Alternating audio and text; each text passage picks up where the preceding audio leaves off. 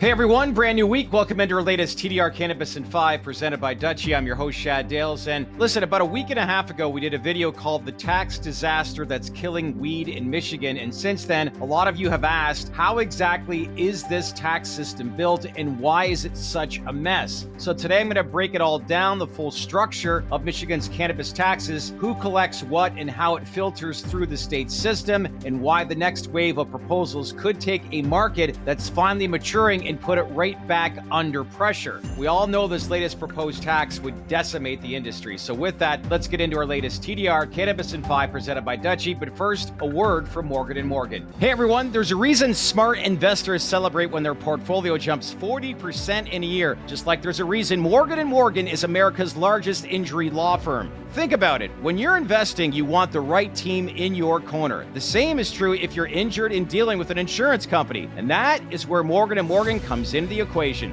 Why? Well, they've got more than 1,000 attorneys and over 100 offices nationwide, and they've been fighting for people for over 35 years. And their track record is hard to ignore. Let me explain a little bit further. Case in point, in Florida, a client was offered $350,000, but walked away with $12 million. In Pennsylvania, another client, they turned $650,000 offer into $26 million. That's a 40x return. So in total, Morgan & Morgan, they've recovered more than $25 billion for over 500,000 clients. So really, when you hire him, it's like bringing in a legal army that has your back. Because if you're injured due to someone else's negligence, you deserve to be paid. And let's be honest, not all law firms are created equal. But with Morgan & Morgan, their fee is free unless they win. You can start your claim right now by clicking the link in the description below or by scanning this QR code on your screen with your phone. At the end of the day, if you want what you deserve, make sure you go in with the right team by contacting Morgan & Morgan today. Now, let's get back to the rest of our video. All right, let's get into segment number 1 on how Michigan's tax system works. So Michigan's cannabis framework, it started in Proposal 1, which was passed by voters in 2018, where the Michigan Regulation and Taxation of Marijuana Act, or MRTMA. And under that law, every adult use cannabis sales carry 2 main taxes. One is a 10% excise tax, and 2 is the state's 6% sales tax. So before any local fees, you're already looking at 16% built into every purchase. Medical cannabis patients, however, pay only the 6% sales tax. They're exempt from the excise. So that excise tax is collected in the Marijuana Regulation Fund, which then distributes money like this. 15% goes to municipalities with dispensaries or micro businesses. Then 15% to counties where those businesses operate. And then 35% to the School Aid Fund for K-12 education, and the rest to the state for enforcement and administration. Though many people wonder, where exactly is this money going? On paper, it makes sense and it looks balanced, but in reality, the math has not aged well at all. So next up, let's talk about this crisis in Michigan's market. It exploded faster than what almost anyone had expected. Retail prices collapsed. The average ounce that sold for $500 in 2020 dropped below $90 by mid-2024. So that's great for consumers, but it's wrecked tax yields per transaction. And because the state's tax structure is based on price percentage, not program volume, falling prices meant falling revenue, even as sales volume hit record highs, $3 billion annually. At the same time, local governments began relying on those tax disbursements. In some towns, cannabis revenue literally pays for basic road maintenance and emergency services. Think about that. So when revenue started dipping, municipalities started calling for fixes. And that's how we got into today's fight. And many people are like,